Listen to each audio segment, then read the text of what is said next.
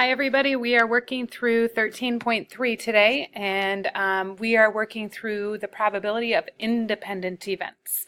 So two events, or three, but we're going to say two events are independent if the occurrence of one event does not affect the likelihood that the other will occur.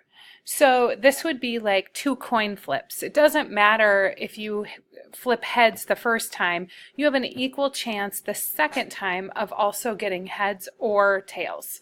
When we do draw sticks, if I put your stick back and I draw again like we're doing during bumper desks, those are independent events. They don't depend on, like, I'm not taking your sticks out and removing them.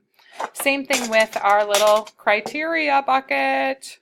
I put the criteria back in. So the probability that I will draw each time is they're independent. They don't depend on anything being pulled out of there. That changes the probability. So I have a little example. So you and a friend, or me and a friend in this case, randomly, without texting or contacting each other, will choose to either go swimming or play basketball on a Saturday. What is the probability you will both choose basketball? Well, in order to do this, the main key to finding the probability of the independent events that you see up here is you have to list all possible outcomes. You will get them wrong every single time if you miss one outcome. So I chose to do a tree diagram for this. So my choice, and then I used Candace Castelline, my best friend growing up, her choice, and then our outcomes. So my choices are either swimming or basketball. So if I choose swimming, Candace could also choose swimming or basketball. And if I chose basketball, Candace could have chose swimming or basketball. So our possible outcomes are SS, SB, the basketball and the swimming, or the basketball. So there are four possible outcomes combinations here. So there is only 1 in 4 of the outcomes would be that we both choose basketball. So using that, I want you to answer this question. What is the probability that we will both choose the same activity? So we either have to both be swimming or both be doing basketball. You can pause me and put that down. If you look up here, there is this one. We would both choose swimming, both choose basketball. So that is a 2 in 4, or 1/2 of a chance that we will choose the same sport. Okay, now you can see if you get the number of outcomes messed up and you only had 3, or you had somehow gotten 6, your denominator is going to be off for every single question you answer about the outcome. So I am going to show you, this is the probability of a sum, and I wish I could have found a half spinner and a 6 spinner for real to show you. I couldn't, so we're going to make the best. Let's say that you spin each of these spinners 1 time, and what we want to know the probability that your sum will be at least 4. So you could make a tree diagram, definitely, but I chose instead to chart it on a graph. So watch what I did.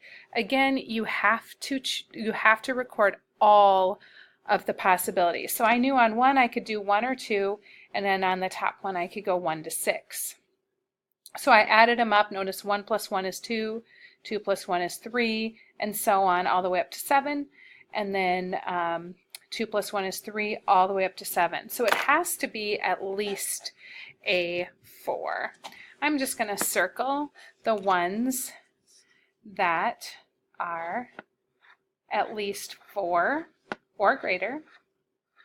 So if you look here, there are 12 possibilities. It's 6 in each row times 2 rows. So that's how many possibilities? There are 12 possibilities, and how many of those are at least 4? 1, 2, 3, 4, 5, 6, 7, 8, 9.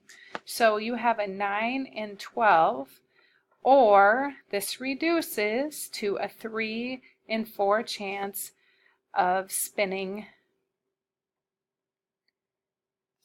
4 or more. Okay, I am not going to belabor this lesson because I feel like it is really easy to understand. However, the tricky part is going to be listing all the possible outcomes. I'm going to show one that I showed in yesterday's notes one more time, in the independent events of a coin flip, because this is one that is commonly missed when you try to keep track of the data in your head.